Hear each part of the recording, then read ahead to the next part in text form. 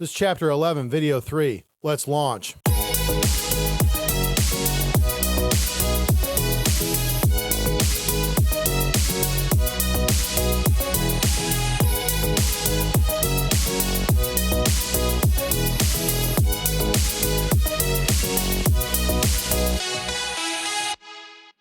All right, so in this video, we're going to go into calculating depreciation recapture and then also describe tax treatment of unrecaptured Section 1250 gains. So here's what happens, you know, and look, I know I've got what's on the slide and all that stuff. Let me set the stage for you. I'm going to let you buy a piece of property. And we'll say that it's a machine that's $100,000. I'm going to let you depreciate it straight line over a 10-year period. I know that's not how makers would do it, and I'm not trying to follow makers at this point because that would be really complicated for just this example. Stick with me here, all right? Stick with me here. So what we end up doing is I buy a machine for $100,000, and I'm going to depreciate over 10 years straight line, so that's $10,000 per year, okay? So I buy the machine, $100,000, and I depreciate it for 3 years. That's $30,000. How is that depreciation treated from a tax perspective? Depreciation is an ordinary write-off. Okay, so depreciation is an expense, just like any other expense. It goes against ordinary income and it gets written off. So say in year 3, when I've depreciated down from $100,000 to $70,000, I then go ahead and I'm going to sell it to a friend of mine and we'll say that the machine, you know, is now valuable. Maybe the factory that makes them doesn't make them anymore. They're still useful machines. So instead of for $100,000, I sell it for, we'll say I sell it for $100,000. So I bought it for $100,000, depreciated $30,000, and I sell it to my friend for $100,000. What's my gain? $30,000, right? Because adjusted basis is cost, $100,000, minus $30,000 depreciation. It's my adjusted basis, $70,000. My amount realized, $100,000 minus $70,000, $30,000. Okay. What's the gain of that? Well, under 1231, because I've held it for more than a year and I used it in a business, it's going to get long-term capital gains rates. What have I effectively done? I have effectively converted my property into ordinary losses against capital gains. And I got the best of both worlds there, right? Because ordinary losses go against this. I get ordinary loss reductions. If my business is successful, it could be up to 35%. But then if I sell it at a capital gain, I only pay maybe 15% on it. Okay.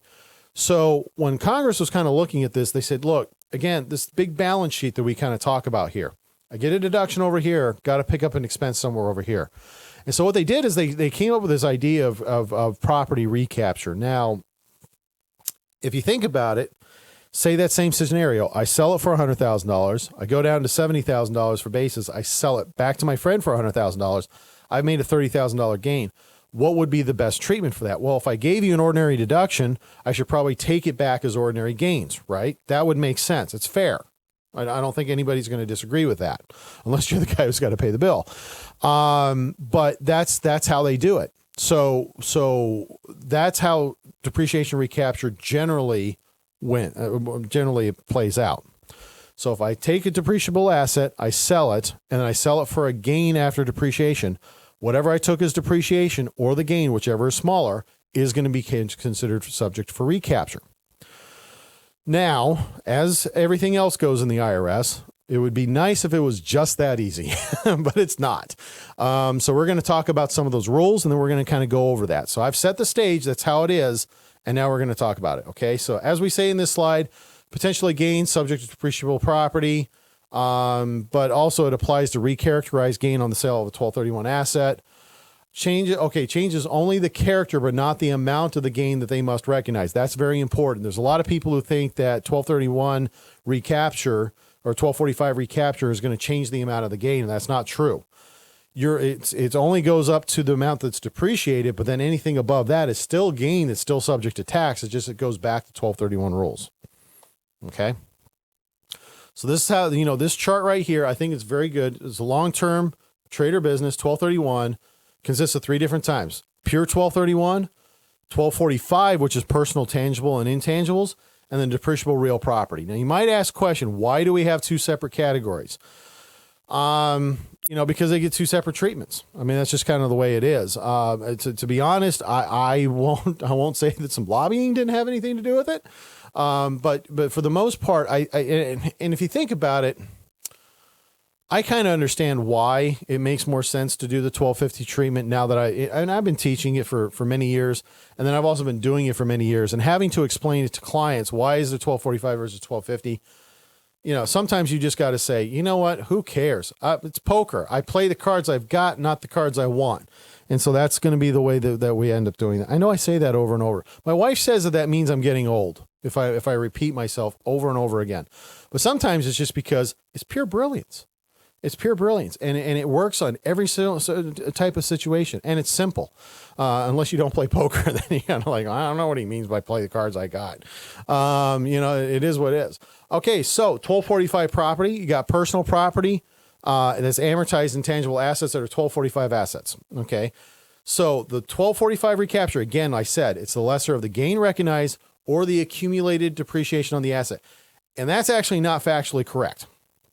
It's not the accumulated depreciation on the asset. It's the accumulated depreciation on the asset or the depreciation that should have been taken on the asset.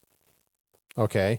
So if you don't take the correct amount of depreciation, they're going to put 1245 you're going to be subject to the 1245 recapture and you're going to pay. So basically what happens is you didn't take the expense. You're going to pay the 1245 ordinary rates anyways. It's a double whammy.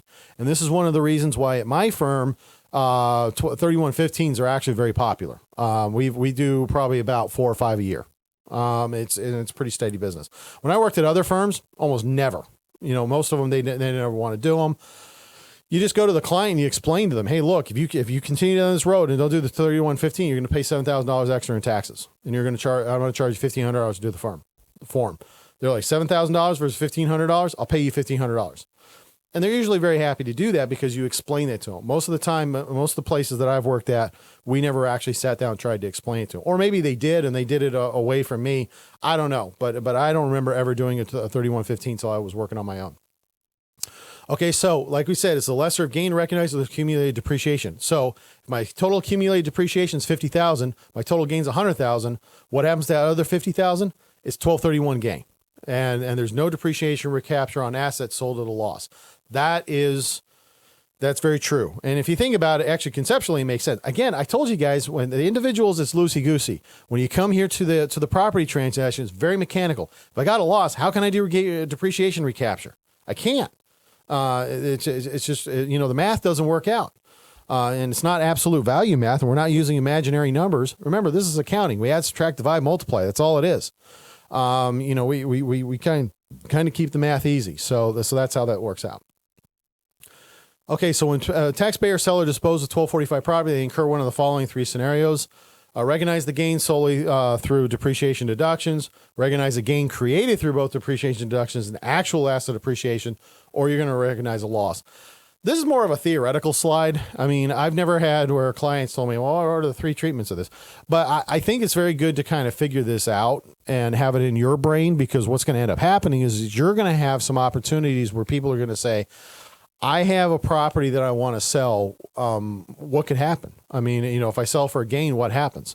Well, it depends. Well, if I sell for a loss, what happens? Well, you're going to sell at a loss and it's going to be a 1231 loss and you're going to get, whatever. So that's going to end up happening. All right. So this is machinery depreciation recapture scenarios 1, 2, and 3. I'll let you take a look at it with my smiley face. By the way, when I do the smiley face, if you don't remember, that's when you're supposed to click pause. So that at least you get a nice smile while you're trying to figure this stuff out. But these are the scenarios. I think it actually kind of conceptualizes it for all you visual learners out there. So on the 1250 depreciation recapture for real property, so depreciable real property, such as an office building or a warehouse sold at a gain, is not subject to depreciation recapture. This is a kind of a confusing phrase, and I'm going to talk a little bit more about this when we get into the office hours. But basically, here's what happens. So it's basically the same concept. So there's 2 different types of section 1250, and I think that's what they're kind of getting at here. We'll talk about it with the office hours when we go over depreciation recapture. But the way that it gets done is that if you do again, real property, you buy a building for $200,000, you depreciate $100,000 of it, and you sell it for $300,000. There is that process that you have to go through. Now, instead of it being at ordinary rates, it's going to be at capital gains rates at up to 25%. And the way that they're going to calculate your capital gains rate is that it's going to be equal to your ordinary rate up to that 25%. So I had a client I was doing this on. I calculated out her stuff. And by the time we got done, I noticed that the rate was about 15%. And I was like, well, why? I'm sorry. I'm sorry. It was at 12%. And I said, why is this at 12%? It doesn't make any sense. Well, her gain on her ordinary income rate was 12%. So they weren't going to give her a higher tax rate on this as a result of that. So it actually worked out pretty well. But it is considered a capital gain. And as a result of it being a capital gain, if you have any capital losses, they can actually offset against this and be helpful. Whereas in the 1245 recapture portion, that's an ordinary income item. So if you have capital losses, only $3,000 goes against it on individuals and on corporations. Stuck like Chuck. You can't do anything with it. All right, folks. So that's all I got for this class. I want to say thank you very much, and I look forward to seeing you in the next video.